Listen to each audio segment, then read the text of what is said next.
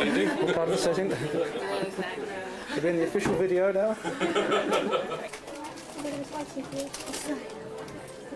It's 5 there. Okay.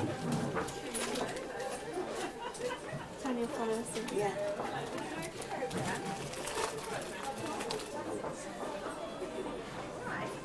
Hey. I didn't mean that. It's not giving me ideas yet.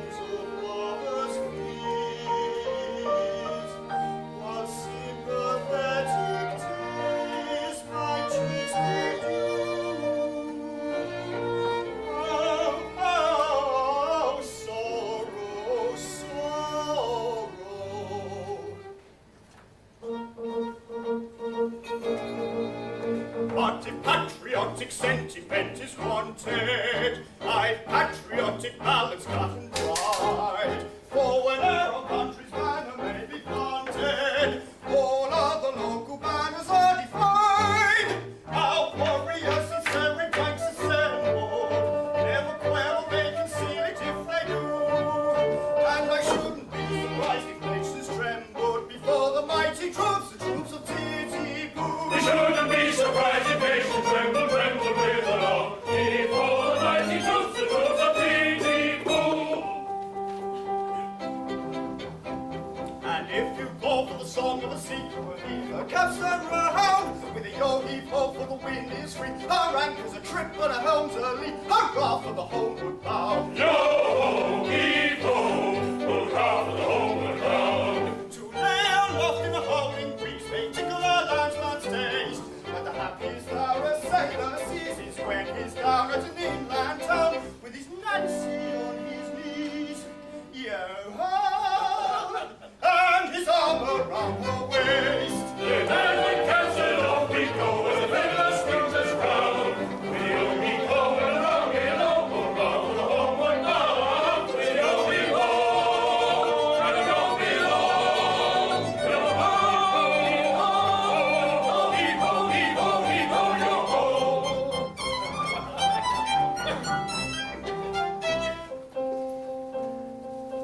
The wandering leaves through lie a theme of shreds and patches, of ballad songs and snatches, and dreamy lullaby, and dreamy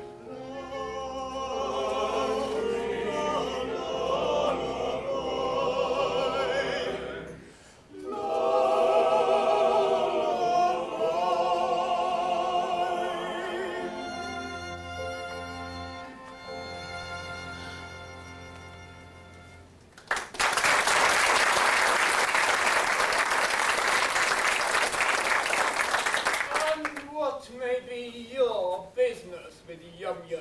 I'll tell you. A year ago, I was a member of the Titipu Town Band. It was my duty to take the cap round for contributions. While discharging this delicate office, I saw Yum Yum. We loved each other at once, but she was engaged to Coco, a cheap tailor, and I saw that my suit was hopeless. Overwhelmed with despair, I quitted the town.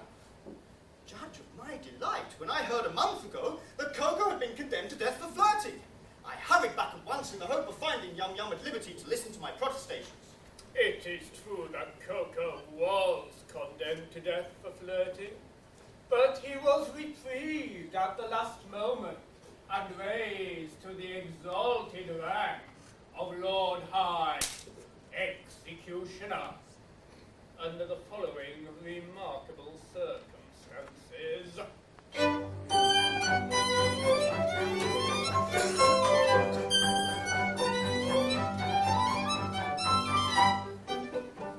Our great Mikado, virtuous man, when he to rule our land began, resolved to try a plan whereby young men might best be steadied. So he decreed in words succinct that all who flirted, leered or winked, unless connubially linked, should forthwith be beheaded, beheaded, beheaded, should forthwith be beheaded.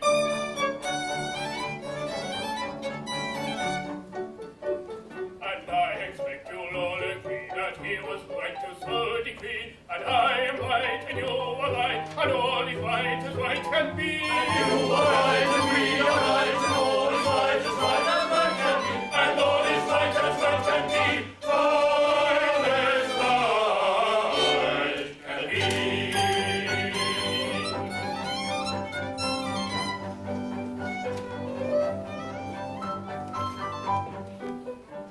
Mr. Decree, you'll understand, caused great dismay throughout the land. The young and old and shy and bold were equally affected. The youth who winks a roving eye, or heathen no connubial sigh.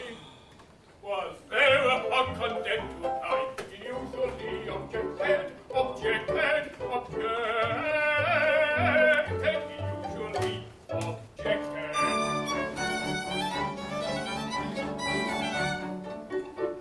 And you like that as I expect. that he was right to so object, and I am right and you are right, and everything is quite correct. And you are right and we are right, and everything is quite correct, and everything is quite correct. All is quite correct.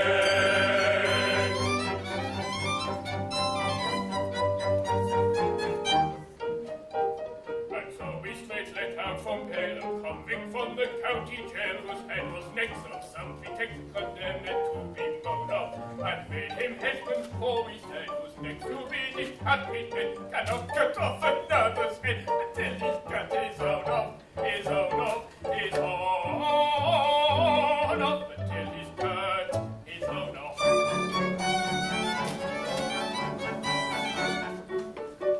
And we were right, I think you'll say, to argue in this kind of way, and I am right and you are right, and all is right all over lay. And you are right and we are right, and all is right all over lay. And I am right and you are right, and all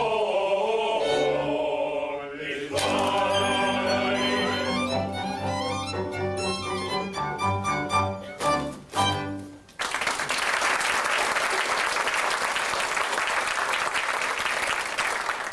Quo the Chief Tailor?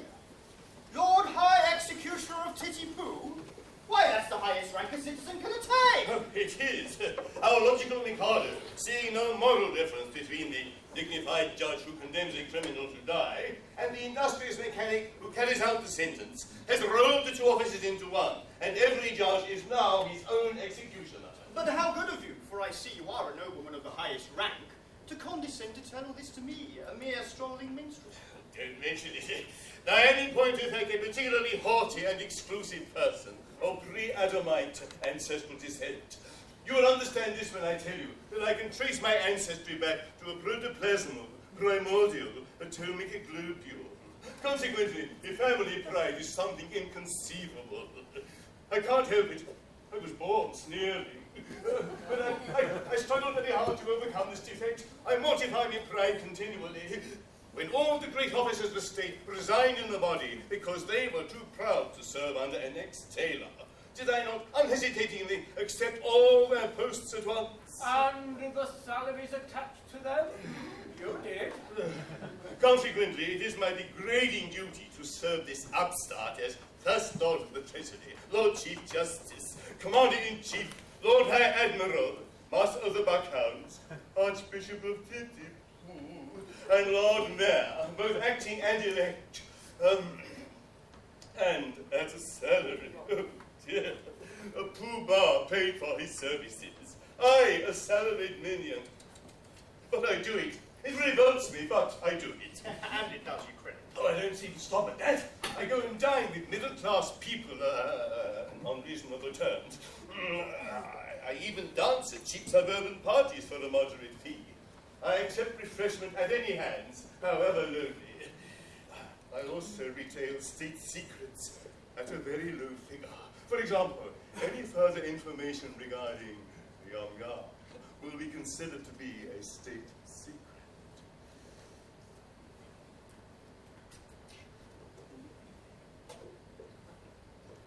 Another insult. Oh, and I think a light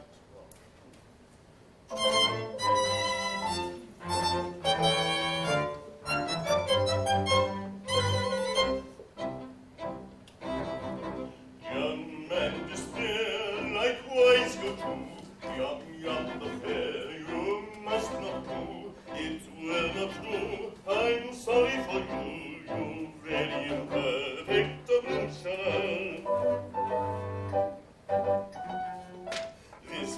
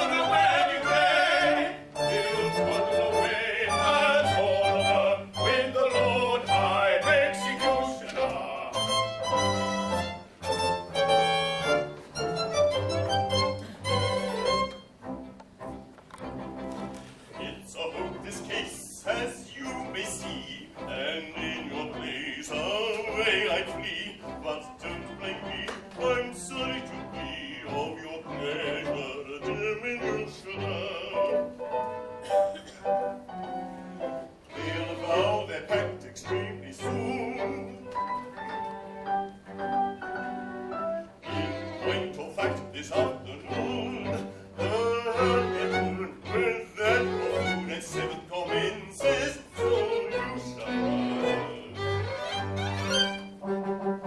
And the cross will crash, and the trumpet play, and the proclamation of wedding day. On the way and on the way, with the Lord High Executioner. And the brass will crash, and the trumpets play, and the proclamation of wedding day. He'll on the way and on the way, with the Lord High Executioner.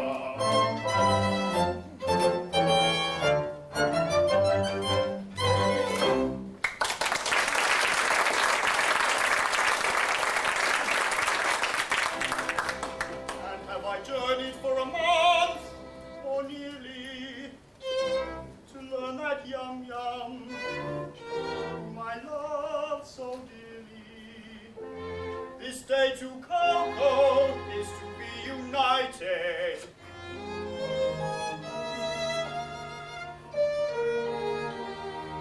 The facts appear to be as you've recited.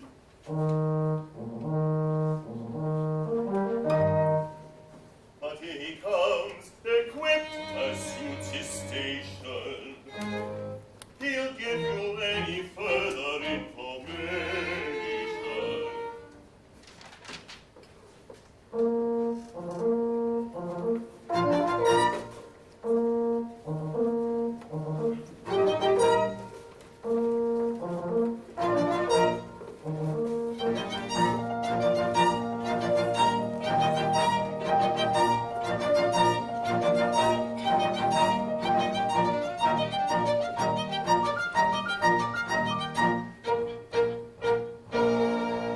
Behold the Lord High Executioner, a personage of noble rank and title, a dignified and potent officer, whose functions are particularly vital. Before to the Lord High Executioner, before to the noble Lord, to the noble Lord, to the Lord High Executioner. Taken from the county jail by a set of furious chances, liberated them on bail on my own recognizances. Was it by a favoring gale, as one sometimes is in trances, to a height you can scale, say by long and weary dances? Sean never had a maid under such like circumstances, so adventurous a tale which may rank with most romances. Taken from the county jail, Taken from the county by a set of jail, furious liberated chances. then on Sean bail. never had a maid, So adventurous a tale. Before to the Lord High Executioner. Before to the noble Lord, High Executioner. Bow, bow, bow, bow, to the Lord High Executioner. Before to the noble Lord,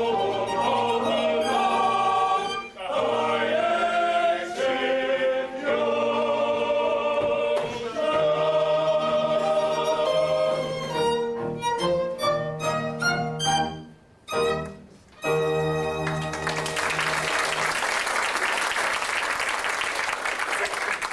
I am much touched by this reception. I can only trust that by strict attention to duty, I shall ensure continuance of those favours which it will ever be my study to deserve.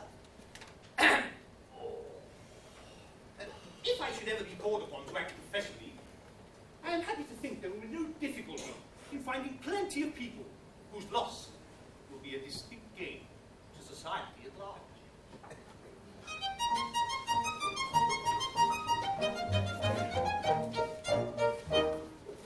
As someday it may happen that the victim must be found, I've got a little list of society offenders that might well be underground, who never would be missed.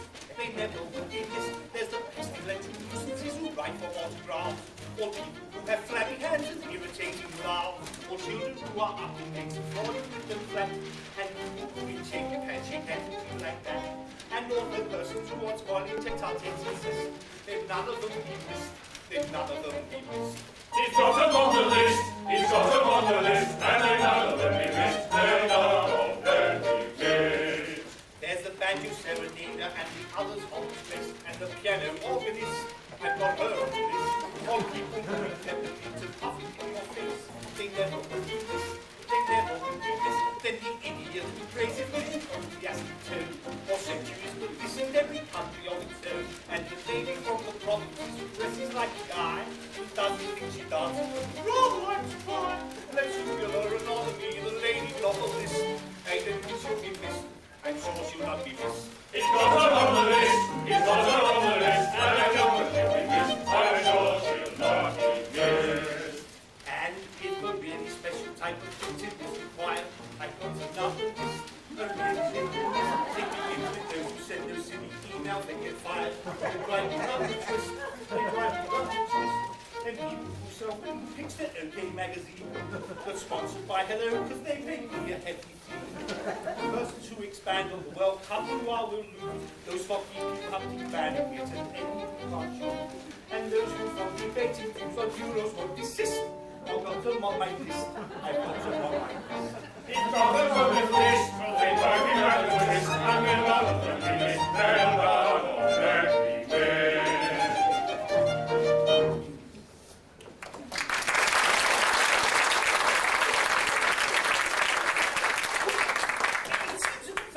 In connection with my approaching marriage must last a week. Now, I would like to do it handsomely. I want to consult you as to how much I want to spend upon them. Certainly. In which of my capacities? First Lord of the Treasury, Attorney General, Chancellor of the Exchequer, Privy Purse, or Private Secretary? Suppose we say as Private Secretary. Well, as your Private Secretary, I should say that as the city will have to pay for it, instate yourself. Do it well. Exactly, as the city will have to pay for it, that is your advice. As your Private Secretary, of course you must understand that as Chancellor of the Exchequer, I'm duty bound to see that due economy is observed. But just now you said, don't stint yourself, do it well. As your Private Secretary. And now you say that due economy must be observed. As Chancellor of the Exchequer. I see. Come over here. Where the Chancellor can't give us. As my solicitor, how do you advise me to deal with this? Oh, well, as your solicitor, I have no hesitation in saying Chancellor. Oh, thank you, I will. But then, as Lord Chief Justice, I am duty bound to see that the law is not violated. I see. Now, come over here. Where the Chief Justice can't hear us. Now, as First Lord of the Treasury. Oh, well, as First Lord of the Treasury, I could easily propose a vote that would cover all your expenses, were it not for the fact that, as leader of the opposition, I should be bound to fight it tooth and nail. But then, as Paymaster General, I could so cook the accounts that, as Lord High Auditor, I could never discover the fraud. But then, you see, as Archbishop of Tyne, I should feel bound to denounce my dishonesty and hand me over to my own custody as First Commissioner of Police. That's extremely awkward. I don't say that these gentlemen couldn't be square, but it's only fair to tell you they wouldn't be sufficiently degraded in their own estimation unless they were insulted with a very considerable bribe. The matter should have my careful consideration. But my bride and her sister's approach, and any little compliment on your part, such as an abject grovel in characteristic Japanese attitude, would be esteemed a favour. No money. No problem. Yeah.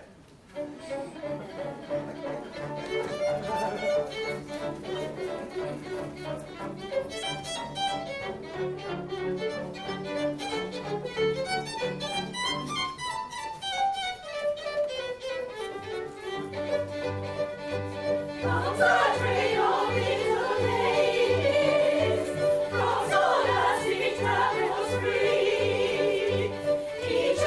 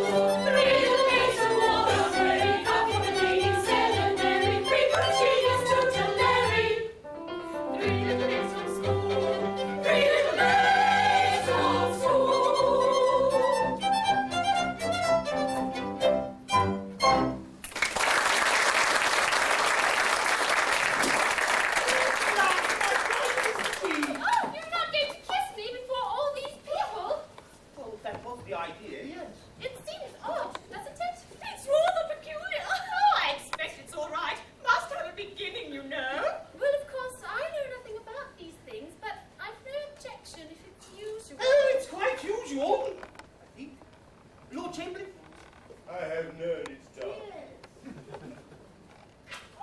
I'm so glad that's over. Why, it's never you. I'm so glad I haven't seen you for ever so long. Look right at the top of my school and I've got three classes and I've gone back and it's not coming back anymore. I beg your pardon. Will you present me? Oh, it's nice. This is the gentleman who One at a played time, if you please. And if you please, this is the gentleman who played so beautifully on the Marine Parade. Yes, I think that was the name of the instrument. Sir, I have the misfortune to love your ward, Yum Yum. Oh, I know I deserve your anger. Anger! Not a bit, my boy. Why, I love her myself. Charming girl. Lovely eyes, nice hair, taking little thing altogether. No, glad to hear my opinion backed up by a competent authority. Thank you very much. Goodbye. Take him away. Pardon me, but what is this? Customer come to try on? That is a tremendous swell. Oh, it's alive! Go away, little girls. Can't talk to little girls like you. Go away, there's tears. Allow me to present you, Rhubarb. These are my three wards. The one in the middle is my bride-elect. What do you want me to do to them? Mind you, I will not kiss them. You shan't kiss them. A little bow, a mere nothing. You needn't mean it, you know. It goes against the grain. They're not young ladies, they're young persons. Come. Make an effort. There's a good nobleman. I'll not mean it. How do you do, little girls? How do you do? Oh, bless my ancestor. That's very good. I see nothing to laugh at. It's pretty painful to me to have to say, how do you do, little girls? How do you do? To young persons. I'm not in the habit of saying, how do you do, little girls? How do you do? To anyone under the rank of a stockbroker. Don't laugh at him. He can't help it. He's under treatment for it. I'm afraid they don't understand the delicacy of your position.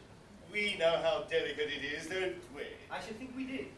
How a nobleman of your importance can do it at all is something I never will and never can understand.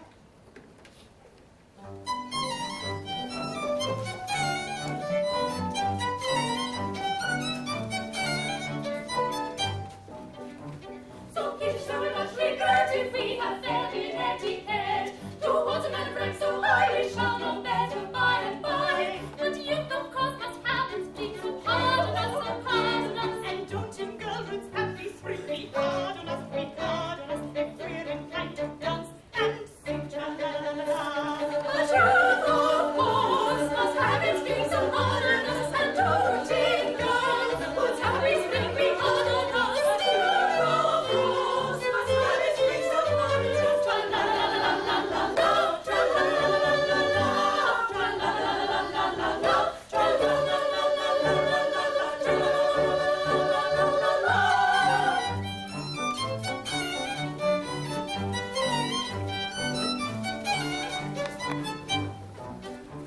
I think you ought to recollect you cannot show too much respect towards the highly titled few, but nobody does, then why should you?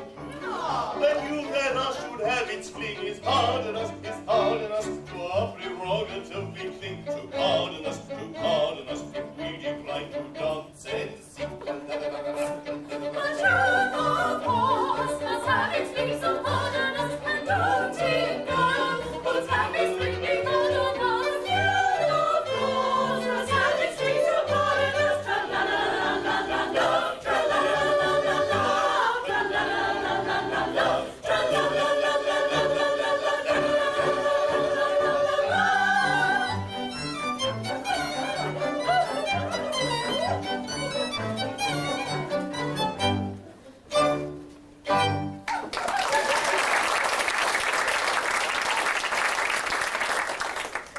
Yum Yum, at last we are alone.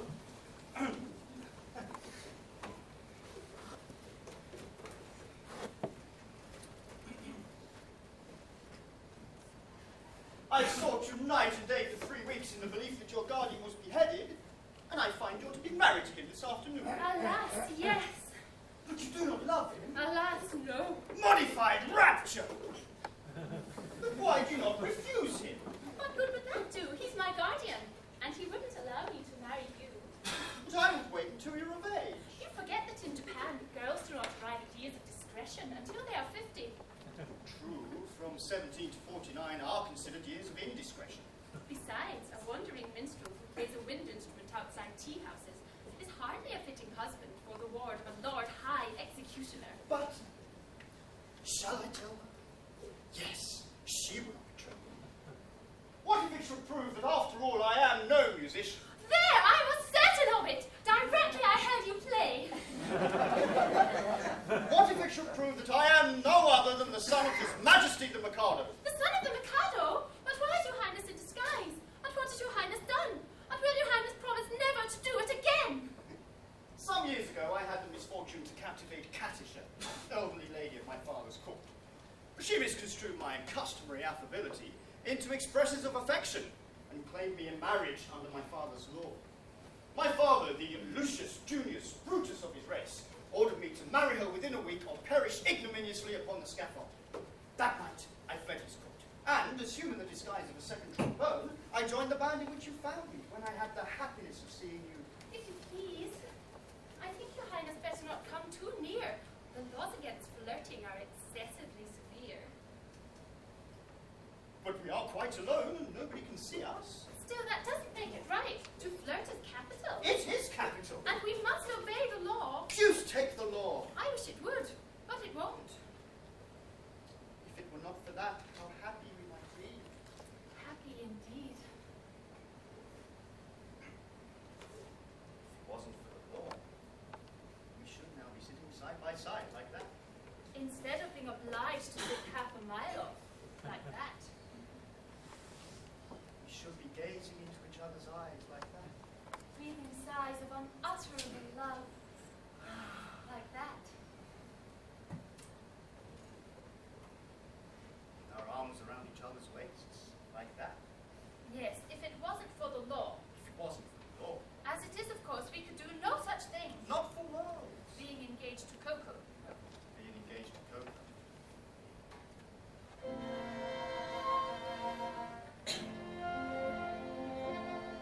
Were you not to Coco plighted, I would say in tender tone, loved one, let us be united, let us be each other's own. I would merge all rank and station, worldly spheres are not to us, and to mark my admiration, I would kiss you fondly thus. I would kiss you fondly thus. But as I'm engaged to Coco, to embrace you, that's one Coco, who distinctly feel a Toco, and you yell as you get Toco. Toco, Toco, Toco, Toco, Toco. So in spite of all temptation, such a thing I'll not discuss, and on no consideration will I kiss you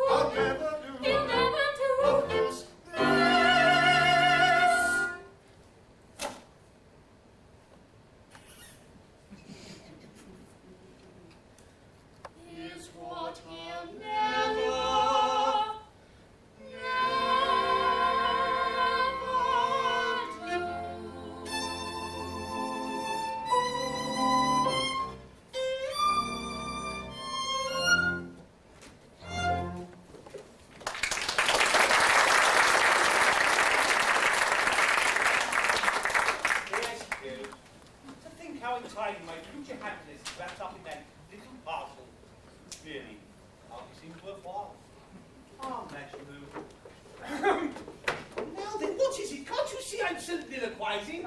You have interrupted an apostrophe, sir. I'm the bearer of a letter from His Majesty the Mikado. A letter from the Mikado? What in the world did he have to say to me?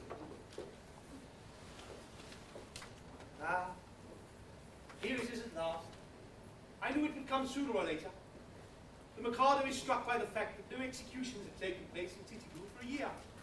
The decrees that unless somebody is beheaded within a month, post-revolt by executioner should be abolished. And the city reduced to a rank of a village. But that will involve us in irretrievable ruin. Yes, there's only one thing to be done. I shall have to execute somebody at once. The only trouble is, who should it be? But I know it seems unkind to say so, but since you're already under sentence of death for flirting, everything seems to point to you. To me? What are you talking about? I can't execute myself. Why not? Why not? Well, because in the first place, self-decapitation is an extremely difficult, not to mention dangerous thing to attempt. And in the second place, it's suicide. Suicide's a capital offence. That is so, no doubt. We might reserve that point. Yes, it could be argued 6 months hence, before the full court. Yes. Besides, I don't see how a man can cut off his own head. Well, a man might try. Even if you succeeded in only cutting it half off, that would be something. It will be taken as an earnest of your desire to comply with the imperial will. And as official headsman, my reputation is at stake. I can't embark on a professional operation unless I can see my way clear to successful results. This professional conscientiousness does you great credit, but it places us in a very awkward position. My good sir, the awkwardness of your position is grace itself, compared with that of a man indulged in the act of cutting off his own head. I'm afraid that unless you can come up with a substitute... A substitute? Yes. Nothing easier. Booba! I appoint you Lord High Substitute. Well, I should be delighted. Such an appointment would realize my fondest dreams. But no, at any sacrifice, I must set bounds to my insatiable ambition. I am so proud if I allowed me family pride to be my guide. I volunteer to quit this sphere instead of you in a minute or two. But family pride must be denied and set aside and mortified and mortified. My brain it teems with endless schemes for good and youth, for tipsy-pools, but in my with the man with the mighty few for town. Now every man should aid his plan, should plot a plan as best he can. I heard one day a gentleman say that criminals who are cut in two can hardly feel the pain to steal, and some are slain with love and pain. If this is foolish jolly for you, your courage grew to biggest like you.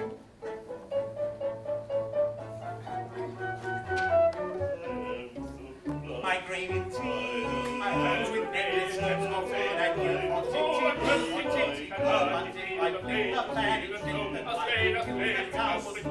Now every man should aid his plan, should plot a plan as best he can. And so, although I'm ready to go, yet recollect what disrespected I neglect to some effect this indirect. So I object. So, although I wish to go and greatly pine to brightly shine and cut the line of a hero fine, be free from I must decline. And go and hope offend the foe, how much you dare, I'm quite aware. It's your affair, yet I deserve. I take your shepherd, I don't much care. So I object. Your shepherd, I do. So I I object. take your shepherd, I do. So I I take object. your shepherd, I do. So I object. So I object. So I object.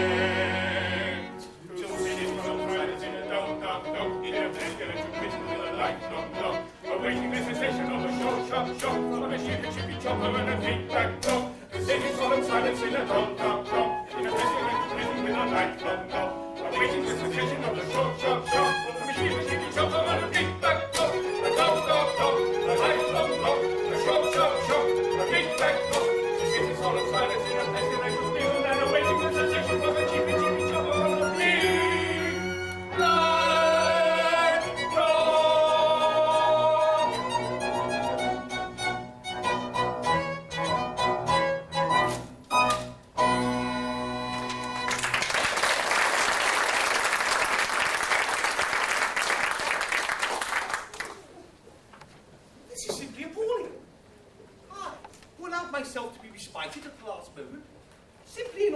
benefit my native town, and now required to die within a month. And that by the hand of a man I've loaded with honours. Now, is this public gratitude? Get away, sir! Am I never to be permitted to soliloquize? Go on, don't mind me. What are you going to do with that rope? I'm about to terminate an unendurable existence. Terminate your existence? Nonsense, what for? Because you're about to marry the girl I adore. Nonsense, sir. I won't permit it. I am a humane man. And if you attempt anything of the sort, I shall order your instant arrest. Come, sir, desist at once, or I summon my guard. That's absurd. If you attempt to raise an alarm, I instantly perform the happy dispatch with this dagger. Stop. This is horrible. You poor bloody scoundrel. Are you aware that in taking your own life, you are committing a crime?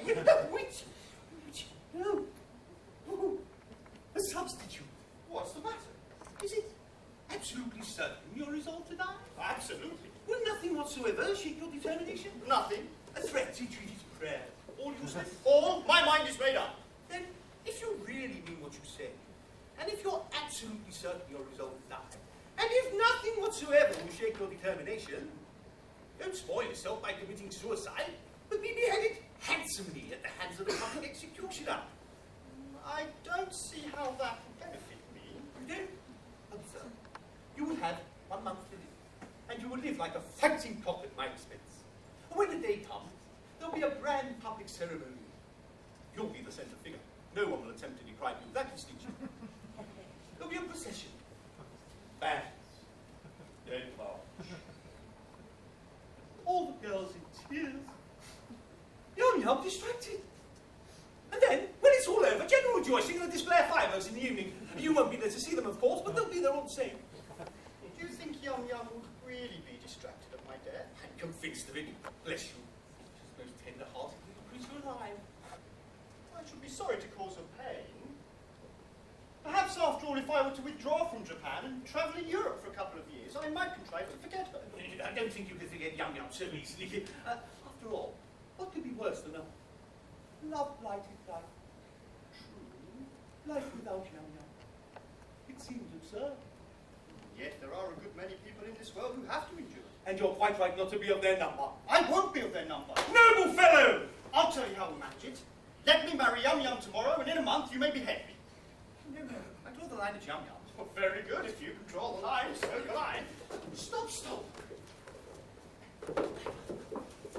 Be reasonable.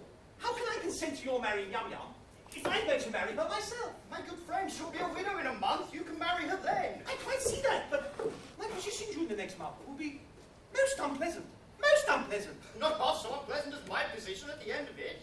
Oh, dear me. Well, I agree. But after all, it's only putting off my wedding for a month. But you won't prejudice her against me, will you? You see, I've educated her to be my wife.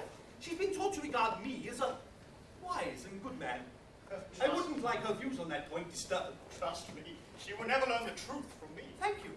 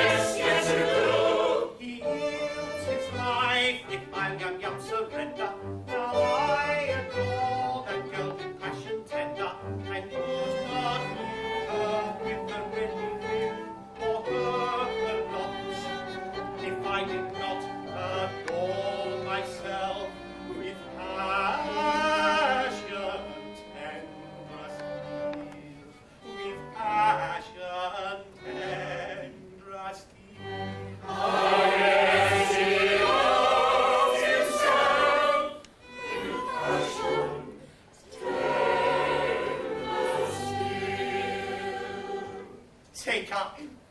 She's yours!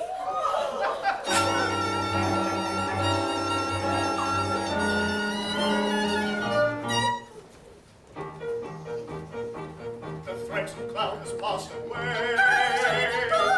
What more the night may come too soon. With yet another moment to Then let the throne of royal gods sing loving song and merry dance. Then let the throne of joy advance with loving song and merry dance. With loving song and merry dance.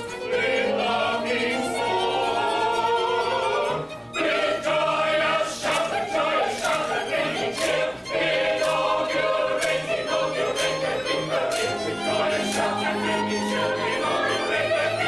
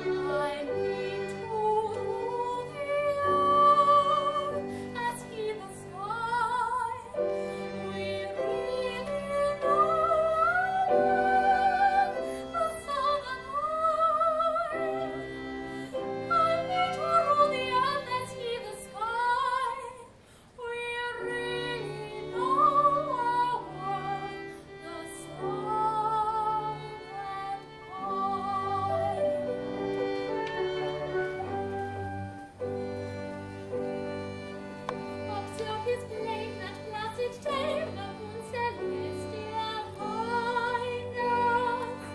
There's not a trace upon her face of diffidence or shyness. She moves light that through the night that can be and truth to tell, she lights up well, so I for wonder claim her. Now pray make no mistake, we are not shy. We're very wide awake, the more than now pray make no mistake, we are not shy. We're very wide awake, the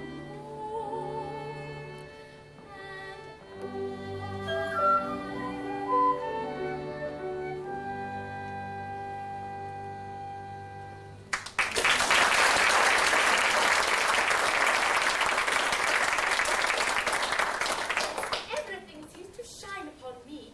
I am to be married today to the man I love best, and I believe I am the very happiest girl in Japan. The happiest girl indeed, for she is indeed to be envied, who has attained happiness in all but perfection. In all but perfection? Well, dear, it can't be denied that the fact that your husband is to be beheaded in a month is in its way a drawback. It does seem to take the top off it, you know. I don't know about that. It all depends.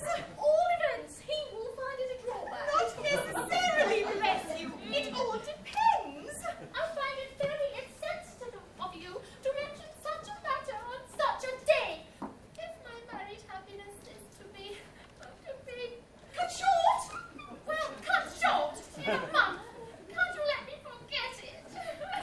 Young in tears, and on her wedding morn. They're reminding me that you're to be beheaded in a month. Yes, we've been reminding her that you're to be beheaded. It's quite true, you know. You are to be beheaded. How some bridegrooms will be depressed by this sort of thing. A month? Well, what's a month? Bah! These divisions of time are purely arbitrary. Who says 24 hours makes a day? Well, there is a popular impression to that effect. Well, then we'll efface it. We'll call each second a minute, each minute an hour, each hour a day, and each day a year. At that rate, we've about 30 years of wedded happiness before us. And at that rate, this interview has already lasted 4 hours and 3/4. Yes, how time flies when one is thoroughly enjoying oneself. That's the way to look at it. Let's not be disheartened. There's a silver lining to every cloud. Yes, let's be thoroughly happy. By all means, let's thoroughly enjoy ourselves. It's absurd to cry. Quite ridiculous.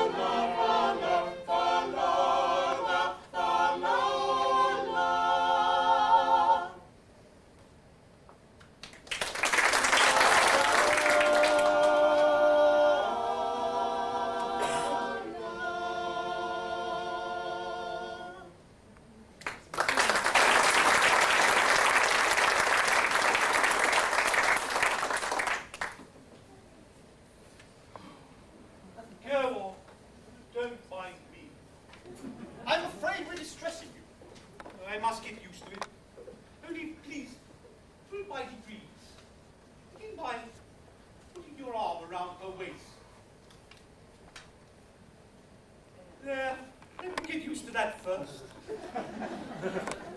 Well, wouldn't you like to retire? It must pain you to see us so affectionate together. No, I must learn to bear it. Now, oblige me by allowing her head on your shoulder. Like that. Thank you. Now, kiss her. Thank you. It's simply torture. Oh, come, bear up. After all, it's only for a month. No, it's no use deluding oneself with false hopes. What do you mean? You can never be mine. What? I'm so glad! I have just ascertained, under the Mikado's law, when a married man is beheaded, his wife is buried alive. Buried alive? Buried alive. It's the most unpleasant death. But whom did you get that from? From Dubai, he's my solicitor. But he may be mistaken. So I thought. So I consulted the Attorney General, the Lord Chief Justice, the Masters of Law, the Judge Ordinary, the Lord Chancellor. And they're all of the same opinion. Never knew such unanimity on a point of law in my life. But stop a bit. This law has never been put into force. And not yet. You see, flirting is the only crime punishable by capitation. Married men never flirt. Well, of course they don't. I quite forgot that. Well, I suppose I may take it that my dreams of happiness are at an end. Darling, I don't mean to appear selfish, and I love you with all of my heart. I don't suppose I shall ever love anyone else half as much. But when I agreed to marry you, my own, I had no idea, Pet, that I should have to be buried alive a month. Well, all right. It's the first I've heard of it. It makes a difference, doesn't it? Well, it does make a difference, of course. You see, burial alive, such a stuffy death. Well, I call it a beast of a death. You see my difficulty, don't you? Yes, and I see my own. Well, if I insist on you carrying out your promise, I doom you to a hideous death. If I release you, you marry Coco at once.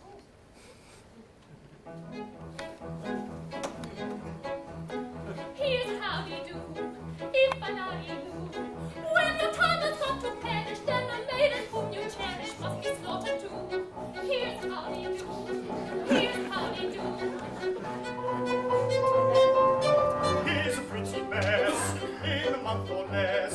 I must die without a wedding, let the bitter tears I'm shedding witness my distress. Here's a pretty mess, here's a pretty mess. Friend of things, to her like she clings. Matrimonial devotion doesn't seem to suit the notion burial it brings. Here's the state of things, here's the state of things. With the passion that's intense, I worship and adore. What the Lord of says we ought to do ignore. If what he says is true, 'tis death to marry you. Here's a pretty state of things, here's a pretty how do you do. Here's a pretty state of things, a pretty state of things. Here's how we do, Here's a howdy, Here's a how we do. for if what he says is true, then cannot marry you. Here's the pretty, pretty state of things. Here's a pretty howdy-do.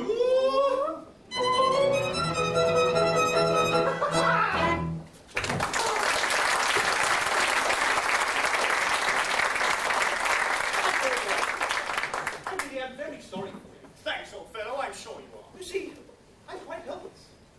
I quite see that. I can't conceive of anything more distressing than having one's marriage broken off at the last moment. But you shan't be deprived of a wedding. You can come to mine. That's awfully kind of you, but I'm afraid that's impossible. Well, why so? Today I die. What do you mean? I can't live without Yum Yum. This afternoon I perform the happy dispatch. No, no, pardon me. I can't allow that. Why not?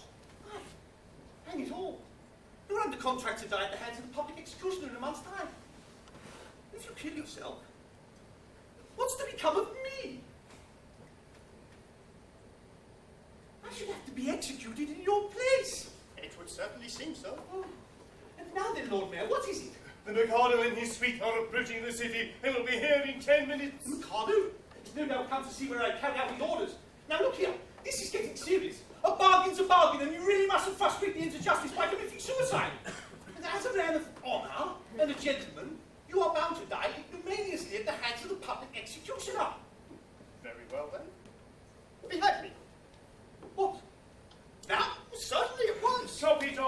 me. Oh, no, my good sir. I don't go about prepared to execute a gentleman at a moment's notice. Never even cut a blue bottle. Still, as Lord High Executioner... Lord High Executioner, I've got to behead him in a month. Not ready yet. Don't know how it's done. I'm going to take lessons. I need to begin with the guinea pig, and then work my way through the animal kingdom until I come to a second trombone. Why, you don't suppose that as a humane man I'd have accepted the post of Lord High Executioner if I hadn't thought the duties were purely nominal? Can't kill you. Can't kill anything. I can't kill anybody! Oh, come, my poor fellow. Remember, we all have unpleasant duties to discharge at times. After all, what is it? If I don't mind, why should you? Just remember, sooner or later it must be done. Must it? I'm not so sure about that. What do you mean? Well, why should I kill you? We're making an affidavit that you've been killed, but do just as well. Here are plenty of witnesses. Lord Chief Justice, Lord High Admiral, Commander-in-Chief, Secretary of State for the Home Department, First Lord of the Treasury, and the Chief Commissioner of Police. But where are they? They're all here. They'll all swear to it, won't you? Am I to understand that all of us high officers of state are required to perjure ourselves to ensure your safety? Why not? You'll be grossly insulted, as usual. Will the insult be cash down or at a date? It will be a ready money transaction. We'll have to weigh useful discipline. Very well, name your fiction and I'll endorse it. Family pride, how do you like that, me Bucky? I told you, life without Yum Yum... Oh, yum, yum, yum, yum! Mother, yum, yum! Yes, Commissioner, go fetch Yum Yum. Now, take Yum Yum and marry Yum Yum. Only go away and never come back again. Excuse me? Yum, are you particularly busy? Not particularly. You 5 minutes to spare? Yes. Then go along with His Grace, the Archbishop of Titipu, and he'll marry you at once. But if I'm to be buried alive... No, don't ask questions. Do as I say. And Nanky Pooh will explain all. What? Not for words. He's coming! He's coming! Here comes the box. No doubt to ascertain that I've carried out his degree. If he finds you alive, I shall have the greatest difficulty persuading him I'd be headed to you. Don't think that. Here he comes.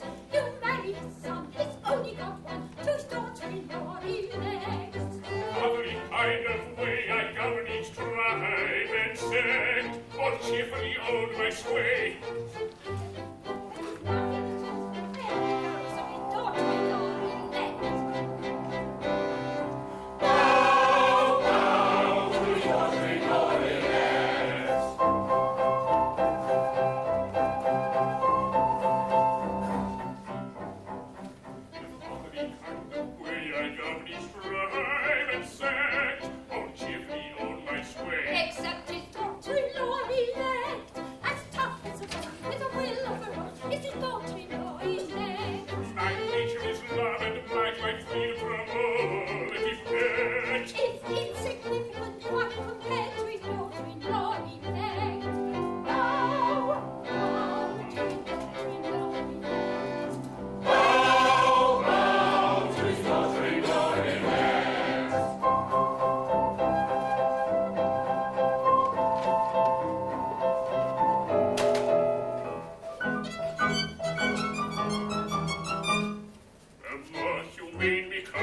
never did in Japan exist. To nobody second, I certainly reckon a true philanthropist. It is my very humane endeavor to make to some extent each evil liver a running river of harmless merriment. My object of sublime I shall achieve in time, to let the punishment fit the crime, the punishment fit the crime, and make his prisoner pant unwillingly represent a source of innocent merriment, of innocent merriment. All through the young society, citizen, chatter and boot and bore are sent with your sermons from mystical Germans who preach from 10 to 4. The arrogant tenor whose vocal villainies all desire to shirk shall during of hours exhibit his powers to men and to swords wax work. The lady who dyes a chemical yellow or stains her grey hair puce, our peaches her finger is painted with vigor and permanent walnut juice. The idiot who in a railway carriages scribbles on window pane, we only suffer to ride on a buffer in parliamentary trains.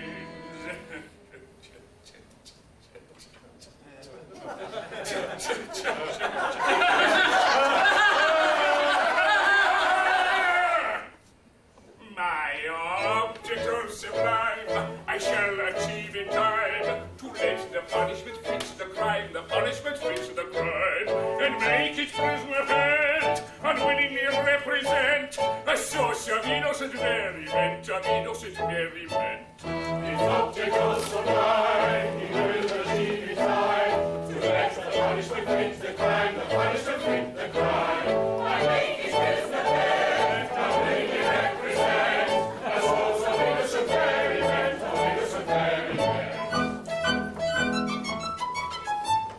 The advertising quack wearies with tales of countless cures. His teeth I've enacted should all be extracted by terrified amateurs. The musical singer attains a series of masses and hooks and hops by barking to boom with small and big movement and classical Monday pops. The brilliant shark whom anyone catches his dooms extremely hard. He's made to dwell in a dungeon cell on a spot that shall always palm. And there he'll play extravagant matches in fitness finger spalls on a cloth unto room with a twisted cube and elliptical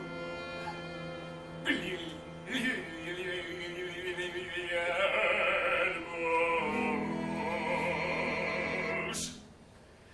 My object of sublime I shall achieve in time, to let the punishment fit the crime, the punishment fits the crime, and make its prisoner pant unwillingly represent a source of innocent merriment, of innocent merriment. His object of sublime he will achieve in time, to let the punishment fit the crime, the punishment fit the crime, and make its prisoner pant unwillingly represent a source of innocent merriment, of innocent merriment.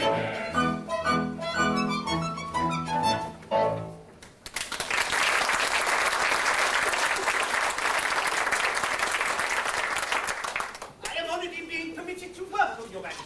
I guess the object of your majesty's visit. Your wishes have been attended to.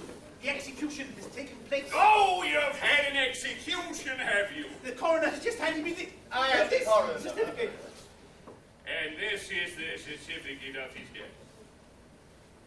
Titipu, in the presence of the Lord Chancellor, the Lord Chief Justice, the Attorney General, Secretary of State for the Home Department, and the groom of the second floor front. They were all present, Your Majesty. I counted them myself. Very good house. I wish I'd been in time for the performance. A tough fellow he was too. A man of gigantic strength. His struggles were terrific. It really was a remarkable scene. Describe it.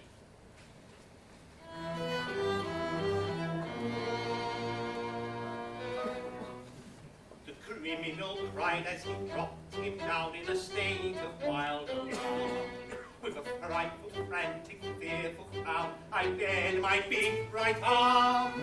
I seized him by his little pigtail, and on his knees fell he.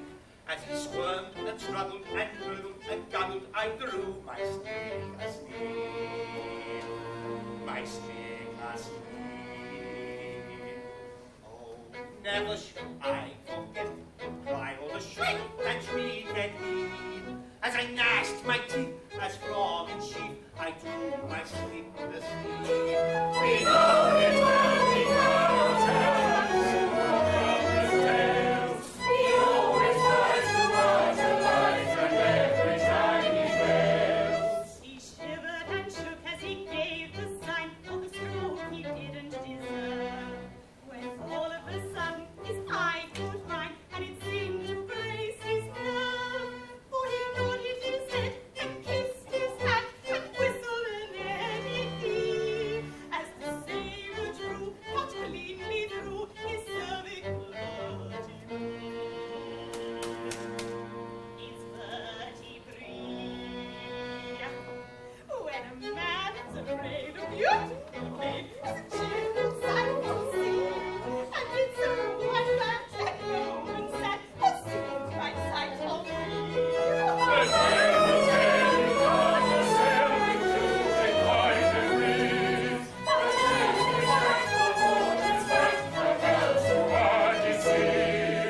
And though you have said that head was dead, for its owner dead was he. It stood on its neck with a smile well bred, and all 3 times to me. It was none of your impudent offhand nods, but a number as could be. For it clearly knew the deference due to a man of pedigree.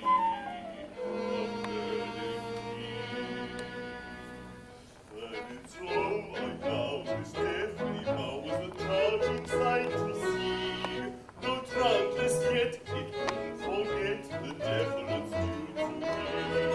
His haughty look, his face and look, and very wise in ways. And in his face it all took place, exactly as he said, exactly, exactly, exactly, exactly as he said.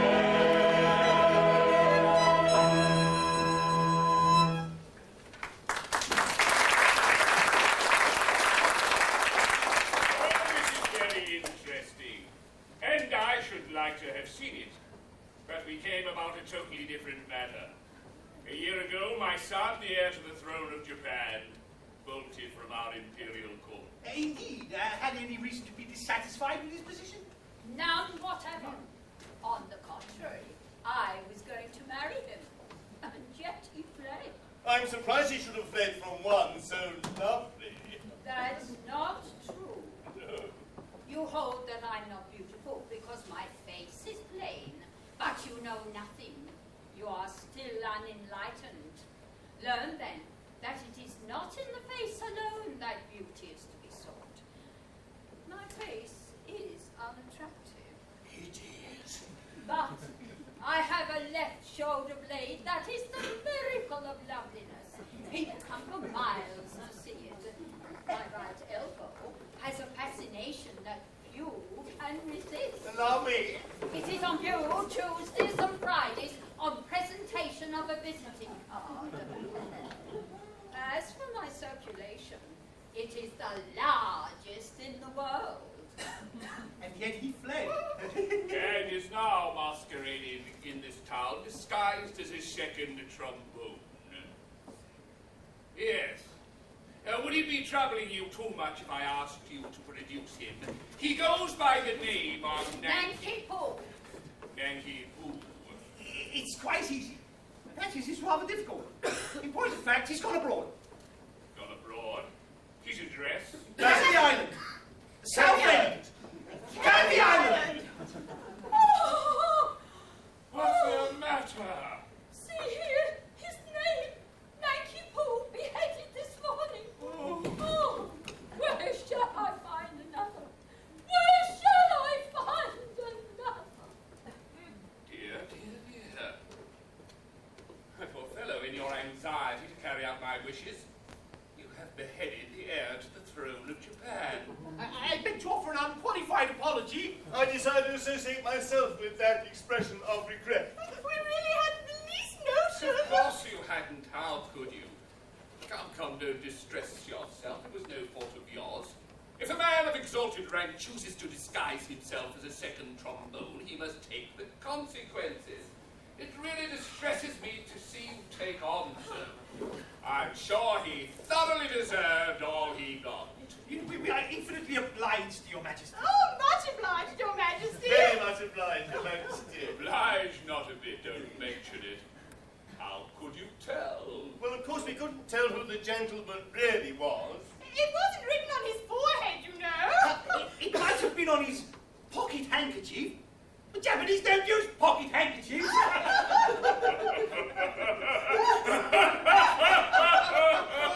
I forget the punishment for compassing the death of the heir apparent. Punishment? Yes, something lingering with boiling oil, I fancy. Something of that sort. I think boiling oil occurs in it, but I'm not sure. I know it's something humorous, but lingering, with either boiling oil or melted hay. Come, good friends, I'm not a bit angry. If your majesty will accept our assurance, we had no idea. Of course. I knew nothing about it. I wasn't there. That's the pathetic part of it. The fool of an act says, compassing the death of the heir apparent. There's not a word about an escape. No. Or having no notion. No. Or not knowing. No. Or not being there. Oh. There should be, of course. Yes. But there isn't. Oh. But cheer up. Don't worry, I'll have it altered next session. Now, about your execution. Will after luncheon suit you? Can you wait till then? Oh, yes. We can wait till then. Then we'll make it after luncheon. I don't want any lunch. I'm really very sorry for you all, but it's an unjust world.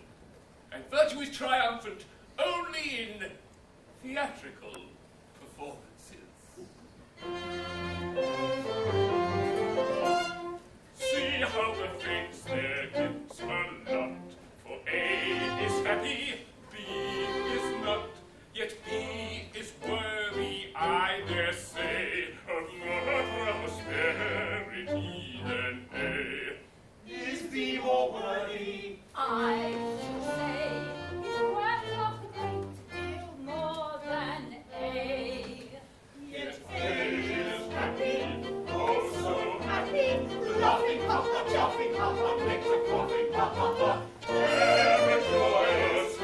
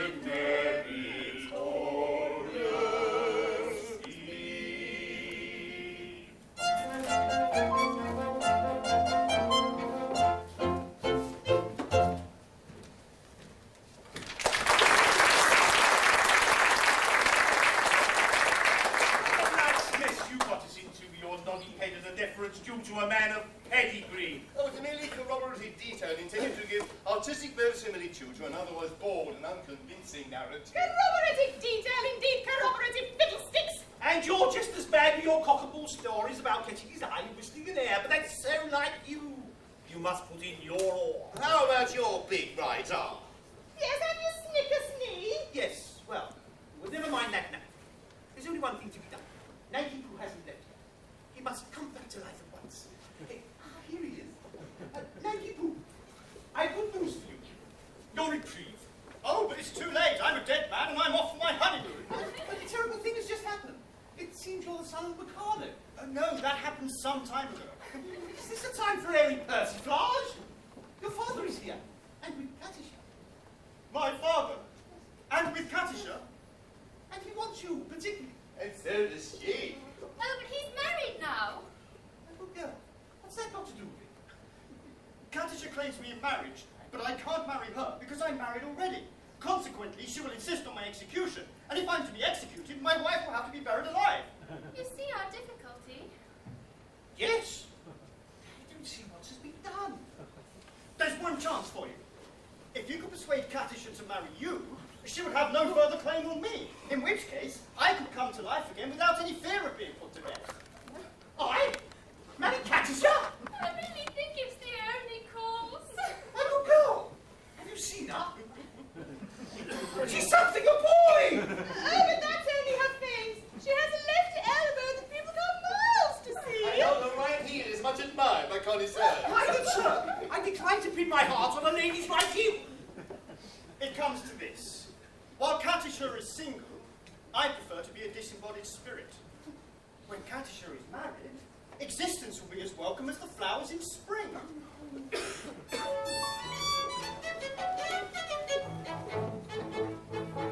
flowers that bloom in the spring, tra-la, with promise of merry sunshine.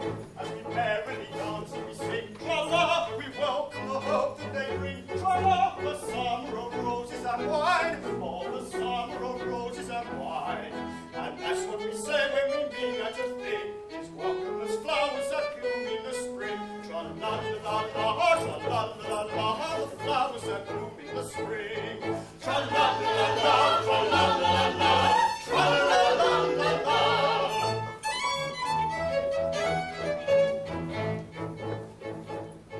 The flowers that bloom in the spring, tra-la, have nothing to do with the case.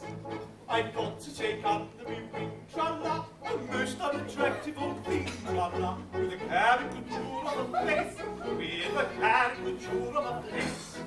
And that's what I mean when I say or I sing, oh, brother, the flowers that bloom in the spring, tra-la-la-la-la, tra-la-la-la-la, oh, brother, the flowers of spring. Tra-la-la-la, tra-la-la-la-la, tra-la-la-la-la.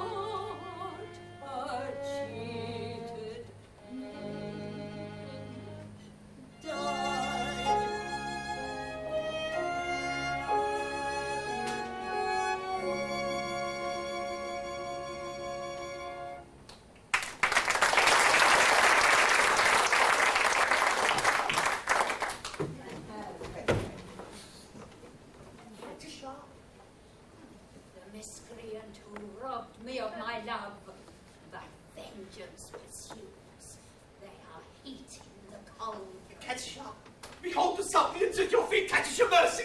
Mercy? Had you mercy on him? See here, you have slain my love.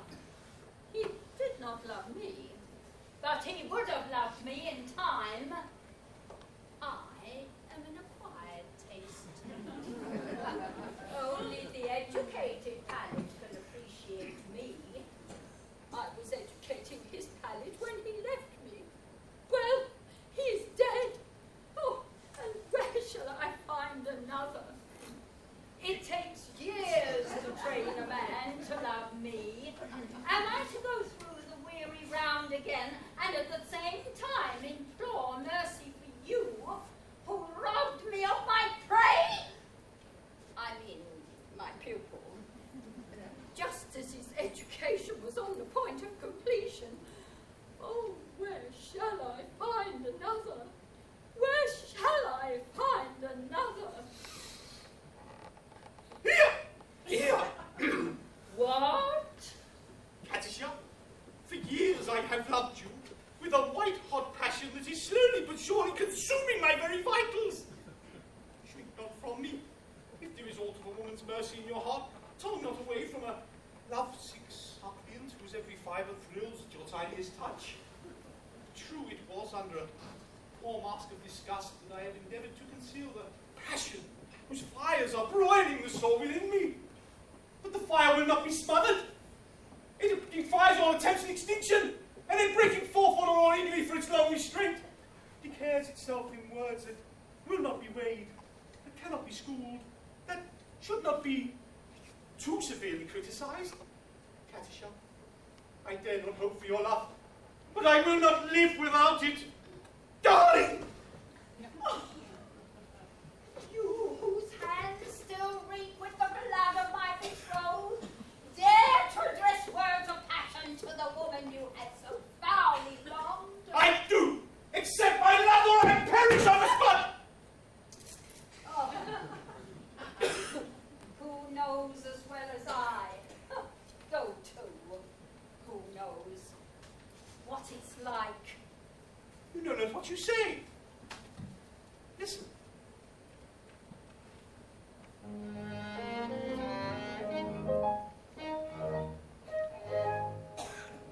On a tree by a river, a little tomtit sat below, tit willow, tit willow. And I said to him, Dicky bird, why do you sit singing willow, tit willow, tit willow? Is it meanness of intellect, birdie, I cried, or a rather tough worm in your little inside? With a shake of his poor little head, he replied, oh, willow, tit willow, tit willow.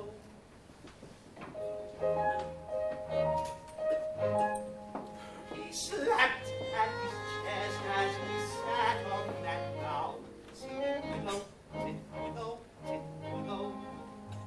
And a cold perspiration bespangled his brow. Oh, willow, tit willow, tit willow.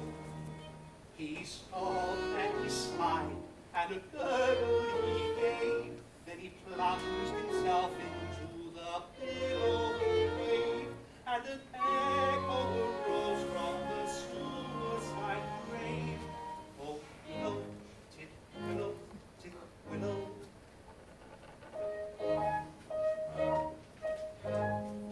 Now I feel just as sure as I'm sure that my name isn't Willow, tit willow, tit willow.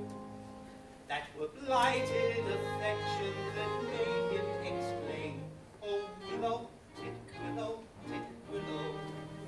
And if you remain callous and obdurate, I shall perish as he did, and you will know why.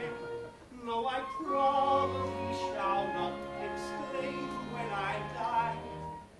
Oh, willow, tit willow, tit willow.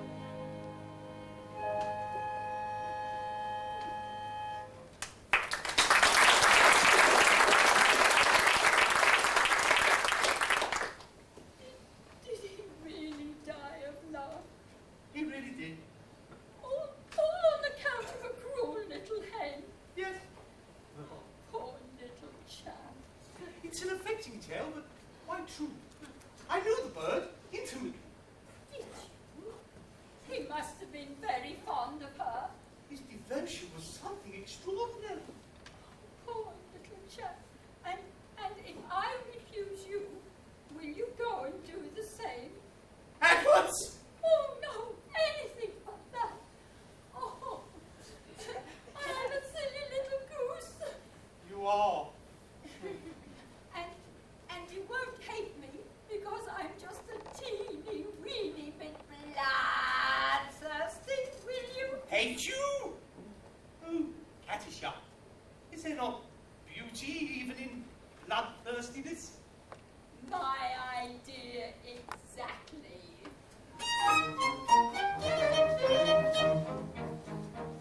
There is beauty in the bellow of the blood. There is grandeur in the growling of the gale.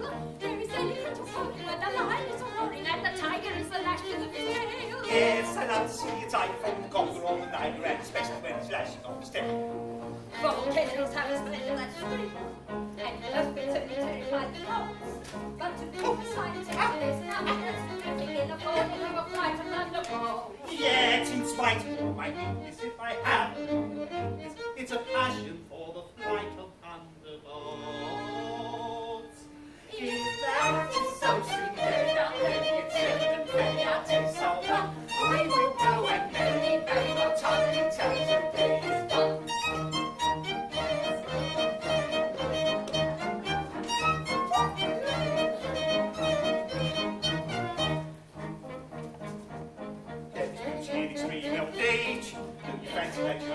Enough information I'm requesting on the subject interesting is the maiden or the better way stuff. No, I'm just my dominion. It's a general opinion that you'll ask the good deal on when she's tough. I'm long enough to that, you think? Won't you wait until you're empty in the shade? There's a fascination frantic in the room that romantic you think we are sufficiently decayed. You mention I have given some attention, and I think I am sufficiently decayed. If that is so, sing there down there, it's evident very out in someone. We will go and merrily, merry, not time to tell the day is done. That is so, sing there down there, it's evident very out in someone. We will go and merrily, merry, not time to tell the day is done. Merry down there, merrily, merry, not time to tell the day is done.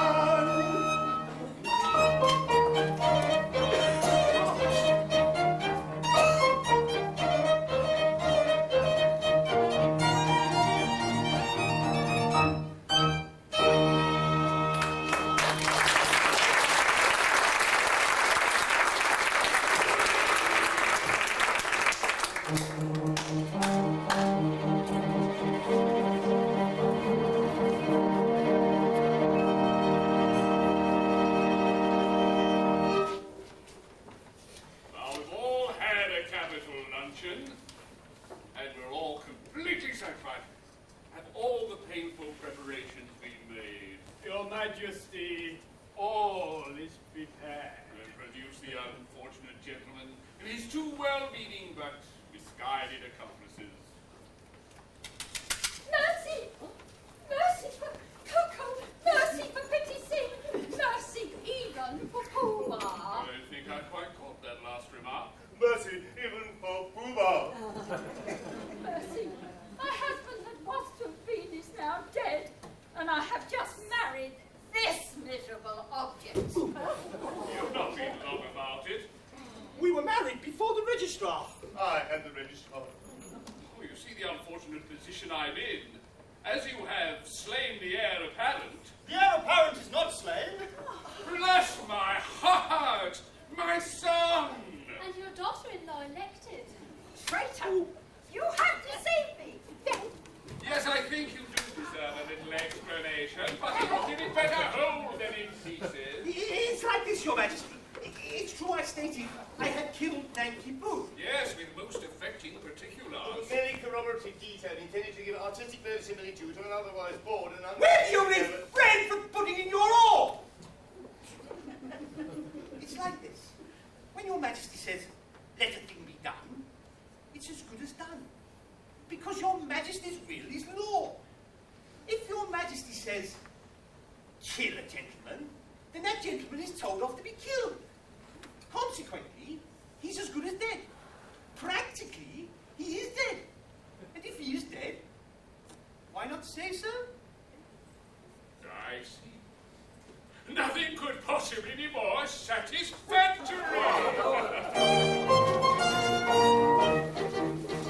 Oh, he's got a very jump, jump. You're angry, beautiful, oh, it's very you think you have to sit down. And join our expression. On this subject, I greatly doubt.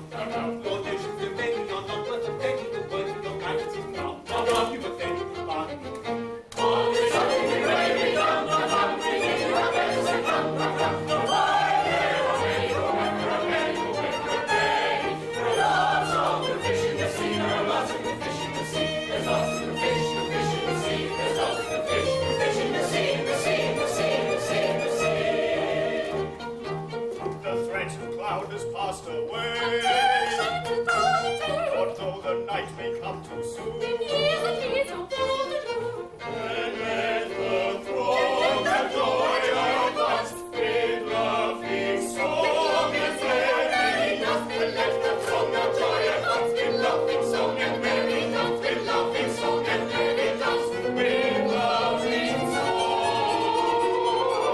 With joyous shout and ringing cheer. In all your ranks, in all your ranks, and with parade. With joyous shout and ringing cheer. In all your ranks, and with parade. With joyous shout and ringing cheer. In all your ranks, and with parade. Laughing song and merry dance. Laughing song and merry dance.